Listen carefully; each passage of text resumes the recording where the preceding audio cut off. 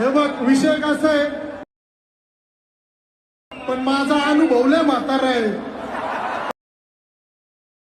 4 गोष्टी लक्षात ठेवा, कधी मरण आपल्याला माहिती.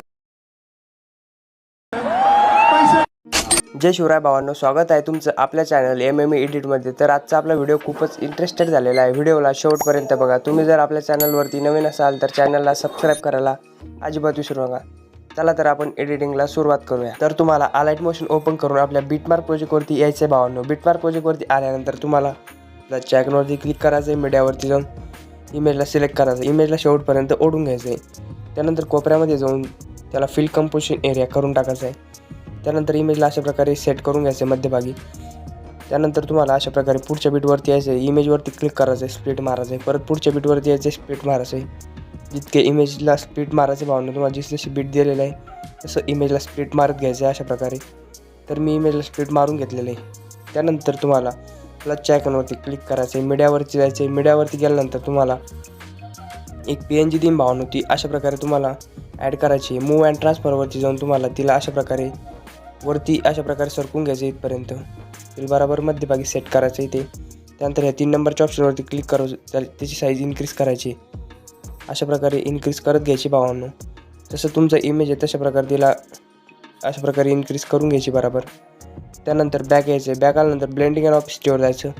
त्यानंतर तिची ऑपेसिटी आपल्याला अशा प्रकारे 70पर्यंत करून घ्यायची भावांनो. 70पर्यंत केल्यानंतर बॅक यायचं आहे. तिला शेवटपर्यंत आपल्याला ओढून घ्यायचं इथपर्यंत येऊन. अशा प्रकारे ती दिसून जाईल भावांनो तुम्हाला. त्यानंतर परत तुम्हाला प्लसच्या आयकॉनवरती क्लिक करायचं आहे. मीडियावरती जायचं आहे. मीडियावरती गेल्यानंतर 30 सेकंडवरती यायचं आहे तुम्हाला. 30 सेकंडवरती आल्यानंतर शेवटच्या बीटवरती यायचं आहे. त्यानंतर त्याचा पुढचा जो पार्ट आहे आपला ओव्हरली व्हिडिओचा तो कट करायचा आहे. ओव्हरली व्हिडिओ ॲड केल्यानंतर त्याच्यावरती क्लिक करायचं आहे. ब्लेंडिंग अँड ऑपेसिटीवर जाऊन लाईटिंग करून त्याला लिनियर डच करून टाकायचं आहे. तो तुम्हाला अशा प्रकारे दिसून जाईल. त्यानंतर परत प्लसच्या आयकॉनवरती क्लिक करून मीडियावरती येऊन बॉर्डर PNG ॲड करायची आहे. तिला अशा प्रकारे शेवटपर्यंत ओढून घ्यायचं आहे. अशा प्रकारे तुम्हाला ती दिसू लागेल भावांनो. त्यानंतर तुम्हाला बॅक यायचं आहे. बॅक आल्यानंतर आपल्याला शेक इफेक्टवरती यायचं आहे. शेक इफेक्टवरती आल्यानंतर जो पहिला इमेज राहील आपला त्याच्यावरती क्लिक करायचं आहे.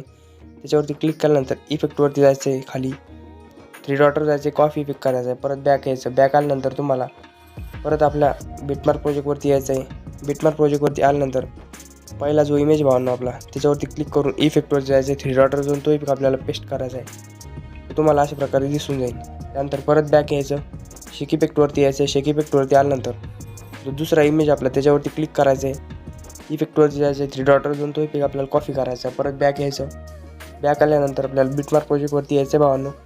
बिटमार्क प्रोजेक्टवरती आल्यानंतर अशा प्रकारे स्क्रोल करायचं आहे. खाली यायचं. त्यानंतर दुसरा इमेज त्याच्यावरती यायचं, पेस्ट करायचा इफेक्ट. त्यानंतर परत पुढे यायचं. पुढच्या इमेजवरती पेस्ट करायचा.